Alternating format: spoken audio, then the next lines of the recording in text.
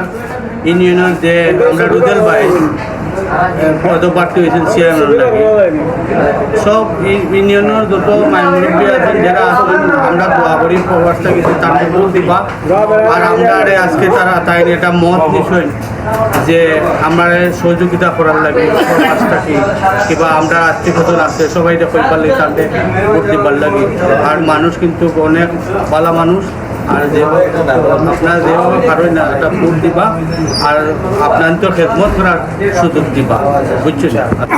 আসলে ধন্যবাদ জানাই আমাদের বাটরা ইউনিয়ন পরিষদের এবং বাটরা অঞ্চলের আমাদের দুবাই প্রবাসী আমাদের অত্যন্ত প্রিয় মানুষ যাকে আমরা আসলে অনেক ভালোবাসি এবং শ্রদ্ধা সম্মানের চোখে দেখি।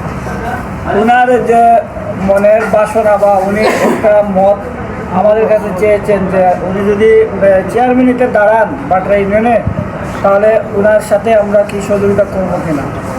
তো আসলে আমরা যারা প্রবাসে থাকি যেহেতু আমরা এক জায়গায় থাকি সবাই আমরা মিলেমিশে থাকি, উনি প্রবাস থেকে ইচ্ছা পোষণ করছেন যে চেয়ারম্যানে দাঁড়াবেন।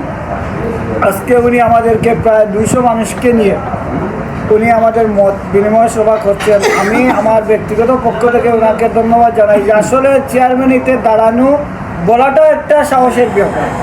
তো উনি যে সাহস করে যেটা বলেছেন আমার দৃঢ় বিশ্বাস উনি যদি বাটরা ইউনিয়ন পরিষদের নির্বাচিত তাহলে এলাকার জনগণের জন্য কিছু করবেন। আর আমরা প্রবাস থেকে যতটুকু সম্ভব আমরা চেয়ারম্যানিতে আমরা প্রবাসী জুসেল মিয়ানি ও উচিল্লায় আমরা বিরিয়ানি খাইছি পার্টি উত্তরি কথা মিলে পাই। আর যদি চেয়ারম্যানিতে আল্লাহ সুন্দর ভোটে যদি ফাঁস করতাম পারি আমরা মানুষ সেবা যত্ন করবো গড় ভাঙ্গা আছে আছে মার পড়ছে যতক্ষণ সহযোগিতা করা লাগে আমরা করবো ইনশাল্লাহ দেশও যাই মতো সবে তো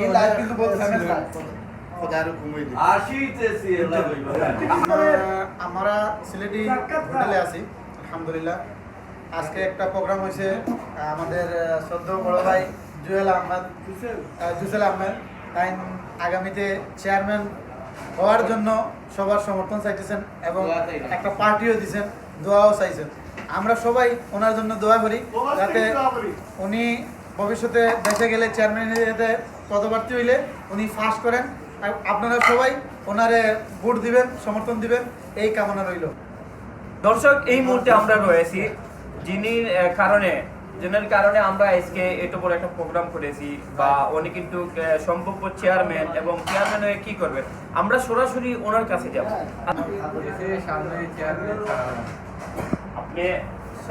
চেয়ারম্যান ইলেকশন খেলাই, এই ইলেকশনে আপনার এই যে প্ল্যানটা কে দিয়েছে? মত বিনিময় করলাম সবার সাথে কথা। না, আপনাকে এই প্ল্যানটা কে দিয়েছে অর্ডার করে যে আপনি? আমি আমার ব্যক্তিগতভাবে আপনার ব্যক্তিগতভাবে এই প্ল্যানটা করছেন? পয়লা শুরু করছি দুবাই থেকে। আচ্ছা, আপনি কি জানেন যে আপনি নির্বাচন করবেন, আপনার যে এলাকা রয়েছে এলাকার জনগণের কি মোটামুটি কি আপনি বুঝেন? ইনশাআল্লাহ পুরা 100 অর্থাৎ উনি বলেছেন কিন্তু ওনার এলাকার 100 কিন্তু মত রয়েছে এবং আপনি নির্বাচিত হওয়ার পর কি করবেন উদ্যোগ নিয়েছেন?